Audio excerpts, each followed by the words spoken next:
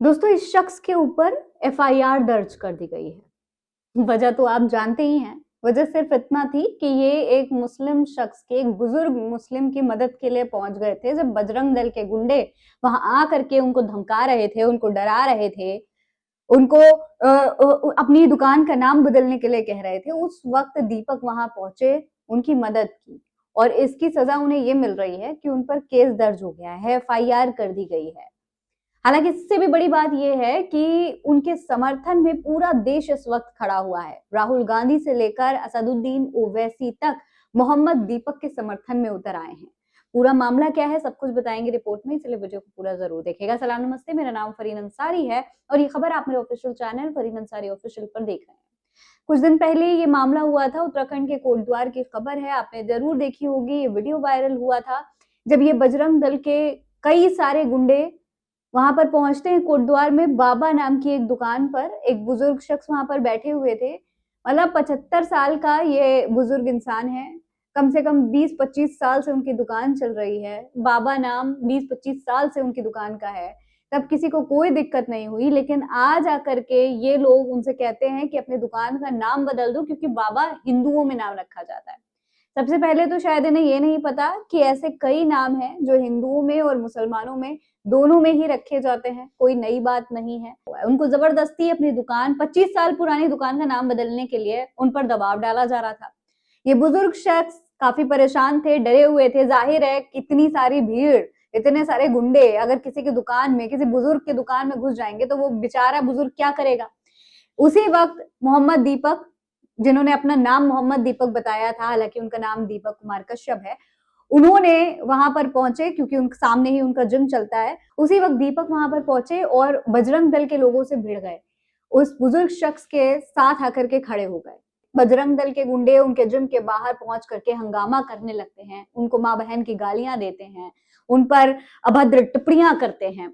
लेकिन उसके बावजूद दीपक पर एफआईआर दर्ज होती है। देखिए, पुलिस के मुताबिक दीपक पर मुकदमा दर्ज किया गया है। उनके खिलाफ भारतीय न्याय संहिता बीएनएस की धारा 115(2), 191(1), 351(2) और 352 के तहत मामला दर्ज किया गया है। पुलिस के अनुसार फिलहाल दर्ज की गई सभी धाराएं जमानती हैं। लेकिन सबसे बड़ी बात यह है कि आखिर गुनाह क्या था दीपक का? सिर्फ इतना कि वो नफरत के खिलाफ खड़े हो गए थे। जो काम पुलिस को करना चाहिए था वो दीपक करने पहुंच गए थे, इसलिए उनके ऊपर एफआईआर हो गई। दोस्तों, आपको बता दूं कि इस पूरे मामले पर अब पूरे देश में जनता से के साथ साथ बड़े बड़े नेता भी दीपक के समर्थन में उतर आए हैं। एआईएमआईएम चीफ असदुद्दीन ओवैसी ने भी दीपक के समर्थन में बयान दिया है। क्या कुछ कहा है, आप भी सुनिए। एक हमारा हिंदू भाई जिसका नाम दीपक कुमार है, उसने बजरंग दल के उन तमाम लोगों के सामने, जालिमों के सामने खड़े होकर उनसे बातचीत की, उनको भगाया वहां से।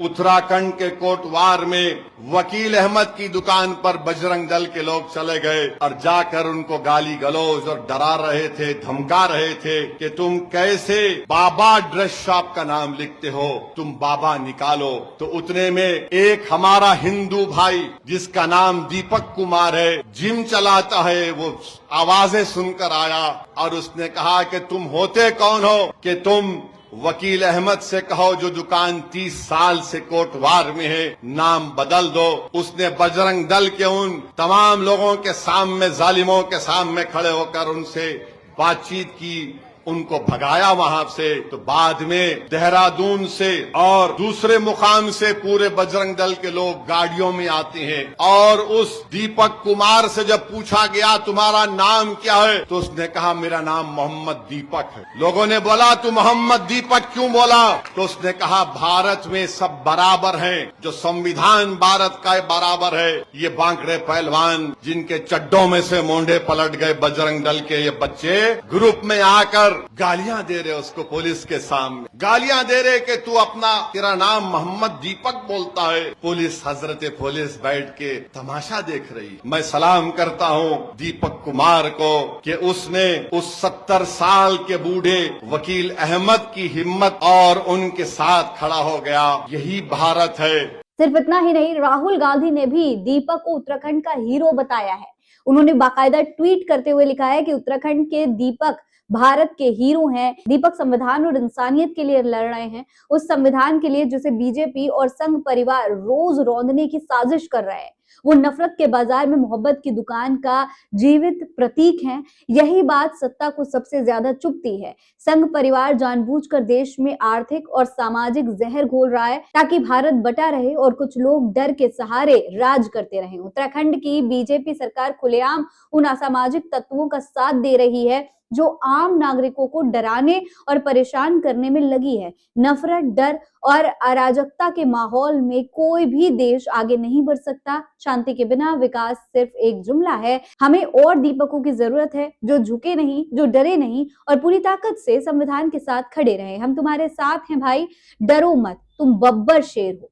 दोस्तों, ये राहुल गांधी ने पूरी तरीके से दीपक के लिए मैसेज भेजा है और साफ कहा है कि राहुल गांधी दीपक के साथ हैं, उन्हें डरने की कोई जरूरत नहीं है। दोस्तों, सिर्फ राहुल गांधी नहीं बल्कि पूरे देश में तमाम जो मुस्लिम समुदाय के लोग हैं वो भी, और तमाम जो हिंदू समुदाय के लोग हैं, जो न्याय पसंद लोग हैं, वो दीपक के साथ में खड़े हुए हैं। सबसे बड़ी बात यह है दोस्तों कि ये बजरंग दल के गुंडे अभी भी बाज आने को तैयार नहीं है।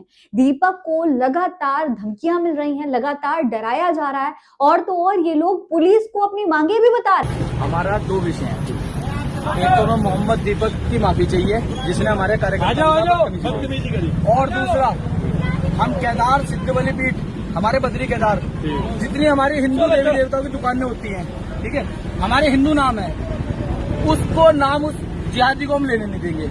उसका बोर्ड उतर जाए और वो दीपक हमारे से अपने नाम से। हालांकि दोस्तों, सवाल यह है कि आखिर दीपक माफी क्यों मांगेंगे? उन्होंने ऐसा क्या गुनाह करा है कि उन्हें माफी मांगनी पड़ जाए? वो वहां पर एक बुजुर्ग शख्स की मदद के लिए गए थे और ये कोई गलत बात नहीं है। दीपक जैसे और युवकों को भी आगे आना चाहिए और इन लोगों के खिलाफ बोलना चाहिए, क्योंकि अगर नहीं बोलेंगे तो इन गुंडों को और ज्यादा शय मिलती रहेगी। इस पूरे मामले पर आप क्या कहेंगे? कमेंट बॉक्स में लिखकर हमें जरूर बताइएगा। फिलहाल इस खबर में इतना ही। जय हिंद, जय भारत।